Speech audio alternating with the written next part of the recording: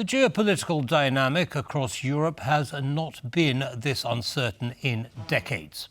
From Germany's likely shift on nuclear deterrence to President Trump's transactional approach to Ukraine and Serbian nationalism in Bosnia, all taking place with the backdrop of Russia's war of aggression in Ukraine, stability seems a long way away. What should we expect to see when the dust settles? Well, to make sense of this jigsaw, I'm joined by Jarosław Ćwiek-Karpowicz, Director, Polish Institute of International Affairs. Jarosław, thank you very much for taking the time to join us. Welcome. Thank you for the invitation. It's a pleasure, of course. Now, let's start with US in the United Nations and the fact that there have been two motions and the US has not allowed Russia to be criticized in either of them. One was in the General Assembly and one was in the Security Council about the war in Ukraine. Your comments?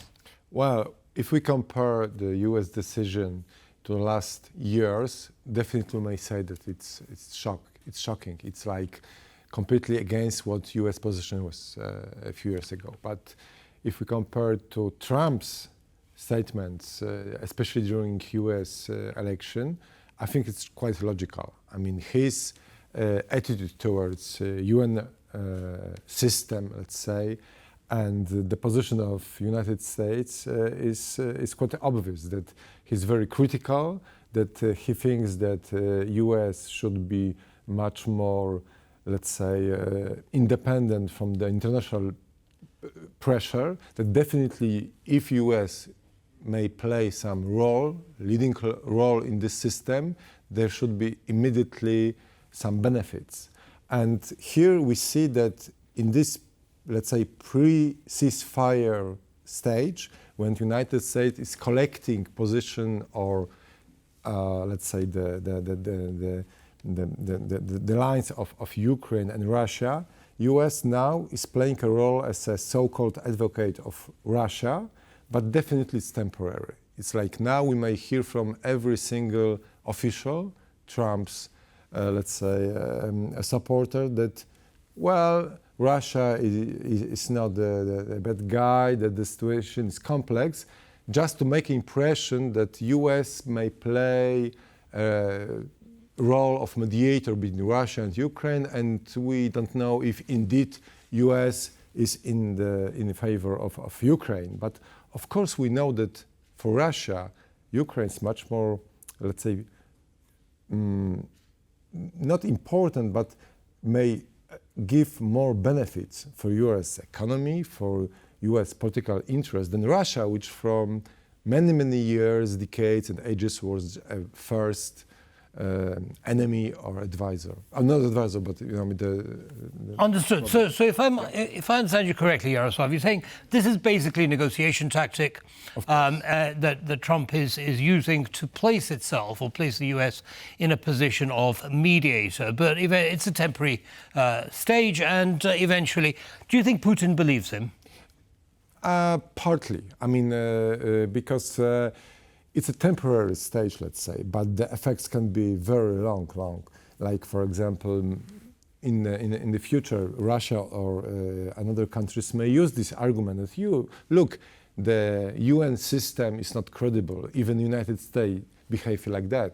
So that's why, I mean, Russia is collecting all these statements made by Trump, and probably will use it in the future. But in the short perspective, in the short-term perspective, let's say that this is an element of Trump's tactic, and definitely Putin is not a stupid guy, and probably would demand something more from Ukraine and countries which support Ukraine than only a changing of rhetoric. Understood. So staying with Ukraine and what Russia may demand, it looks as though we've got a framework agreement where there's going to be US investment in Ukrainian mineral resources and so on. And that's good for the US as well in terms of its geopolitical source of supply of those rare earth metals. How is Russia feeling about that? Because one can imagine Putin saying, well, if they're going to invest so much in those resources, they're going to want to protect them.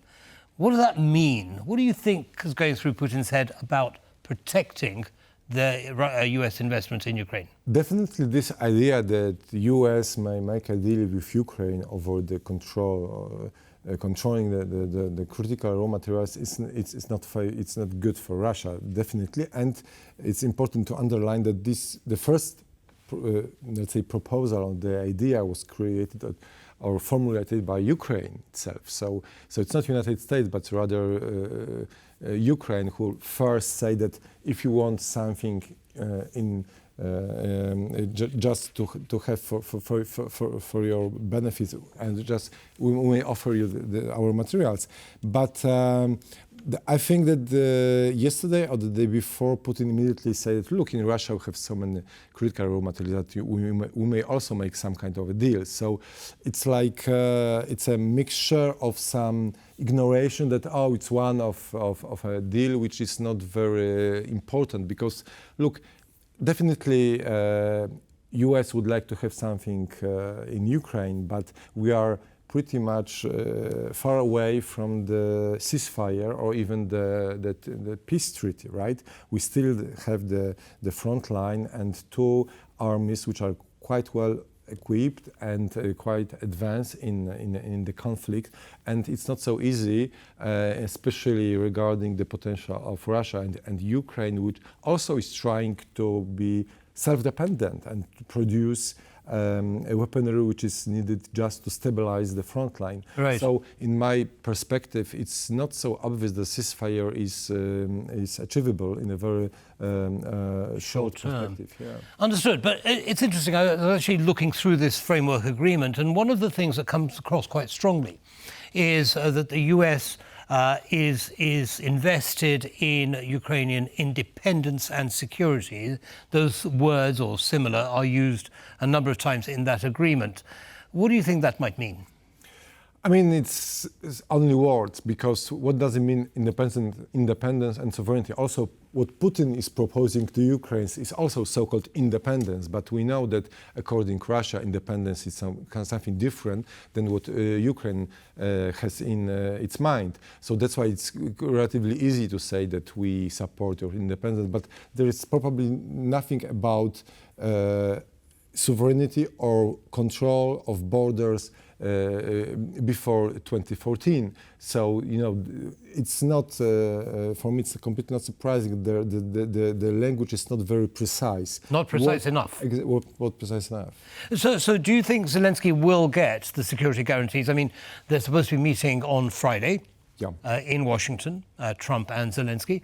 What do you expect the outcome of that to be? I think it's just a first step of, let's say, Ukraine's plan to engage US more. I think it's something similar what Central Europe did in the beginning of 90s, that we also wanted to have as many US investments on our soil as it possible. So that's why US economic engagement in Ukraine is just the beginning of the, let's say, more closer relations. And then probably it will be much easier to have another, let's say, demands. Because if, let's imagine the US has indeed control over some particular factories or places where the critical raw minerals would be extracted. And mining, yeah. Exactly. Immediately, maybe there will be also some US private companies, armies, people who would be engaged in the security of these areas. Right. Definitely it would be something will be necessary. Yeah. Unfortunately, we're going to have to end it there, but thank you very much for sharing that analysis with our audience. Have a good evening. Thank you. And that's all from us in this episode of World News Tonight. Goodbye.